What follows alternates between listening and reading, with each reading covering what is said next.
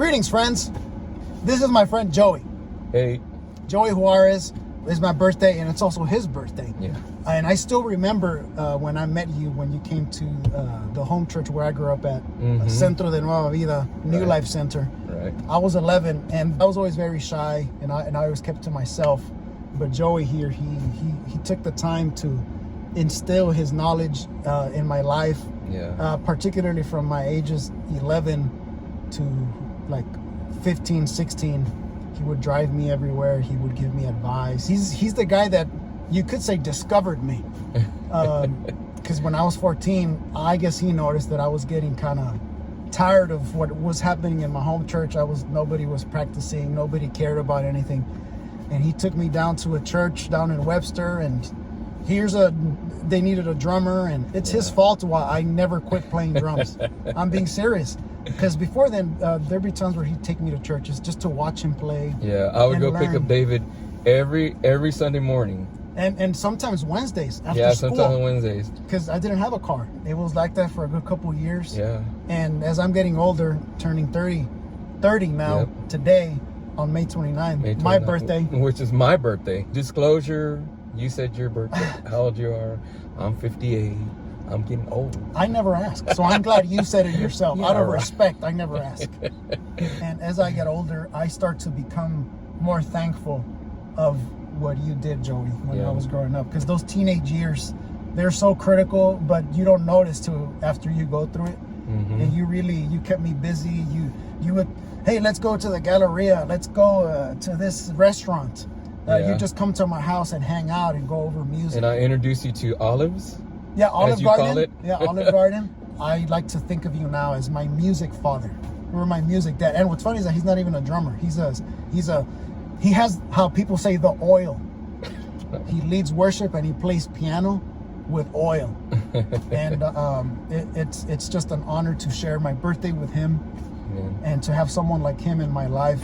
And of course, when I got my car at 16, 17, that's when we kind of stopped hanging out. True. But we still kept, talking. Yeah, I remember when you did get your car. Yeah, I was it's like wow. Yeah. Oh, I mean, I was anymore. happy for your independence, but I was like, wow. I don't even know how many years. Yeah. It was years that I went to go pick up David at his house. It was like at least 4 or 5 years. Yeah. And I never felt when that era was over.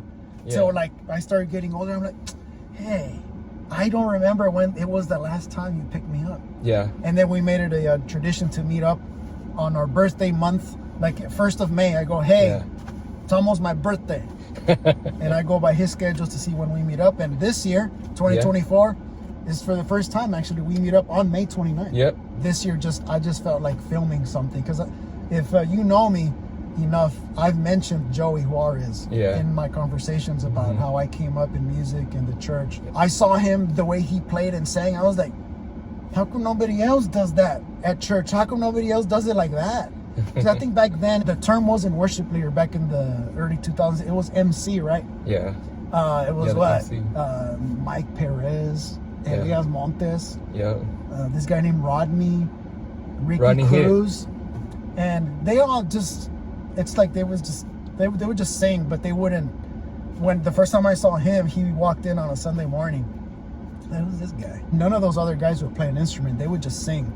Right. And it was David Cortez on the piano. David Cortez, if you're watching this, hey, I know you couldn't stand me back when I was younger. It's okay. I know who's this kid playing drums. Anyway, he came up there, played piano and singing. I had never seen that.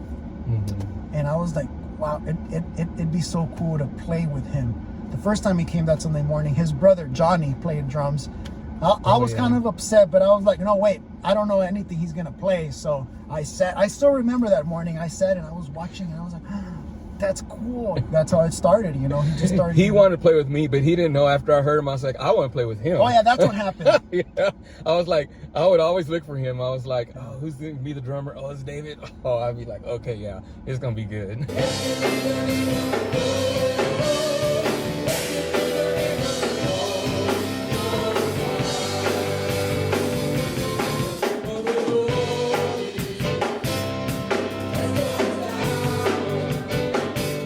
Very fortunate to have that God sent someone like Joey into my life as a teenager. As I'm coming into my season of giving advice to young drummers and young musicians, I especially keep in mind what Joey taught me when I was 11, 12, 13, 14, 15, 16. And so anytime I give someone advice, I'm channeling this guy. So it's just awesome. And then kudos to David too, because David is an awesome drummer. He really is.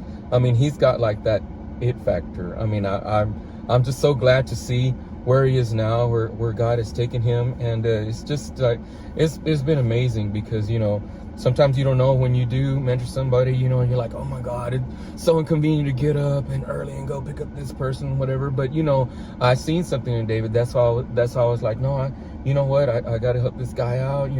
He wants to go play. He doesn't have a vehicle. He doesn't have a way. He's so young, but I could just see, the talent in him and everything. That's why I invested time way in the beginning to invest time with them. And our time that we had at Praise Chapel too, that was fun. And with Lisa and Tracy, he's name dropping, but yeah, that's the church. I'd say at the home church, Centro de Nueva Vida. Yeah, that's where I guess that was my training grounds. Yeah. And then in Praise Chapel, that's where I earned my stripes. That's where I met everyone, really. That's where I met everyone that I know today, because he took me there. We got to play with Sergio Gonzalez, and that's where I met. Who was on the bass? Benjamin. Yeah, that's right, Benjamin. But that's where I met Bear. Yeah, Bear was there. Martinez. That's where I met him. That's where I met Omar Aguilar. God's been good all these years. He has, and I'm glad to see how he's kept David. David has stayed in the faith. He's always used his talent for the Lord, and I'm glad to see that. And we need more awesome drummers like that. Oh, there's plenty of drummers. No, but there's drummers, but then there's drummers that have the anointing, and David is one of them, I believe. Yes. Well, it was fantastic for me to introduce y'all to Joey Juarez, my music dad, my first friend, my first mentor. Yeah. This is him. It is because of him. Well, I know all of y'all. Somehow it all trickles down to me meeting Joey. So I'm very thankful for your life, bro.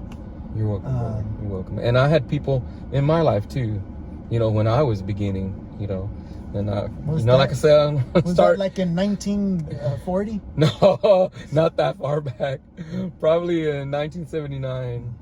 1980, when during my high school years, and that's when I got started. But I remember somebody invested time in me also. My first piano teacher. Well, I mean, I hate to name names because there's so many, but I mean, like if Sister Cindy Price is watching this, she was the one that helped me out, and that got me a start. She's the one that I remember that first chapel services that I went to, that I started playing for the chorale, and that's how I got my start. And then of course at New Life, when it was Centro de Nueva Vida with Brother Quiroz and Sister Darlene. Well, back then it was Darlene de los Rios and Brother Phil Marroquin. They were the choir directors, and that's the first experience that I got playing for a choir, also with our church choir. And but like I said, I seen the importance of investing time, in mentoring somebody. I hope you watching, you get to have a Joey one day in your life.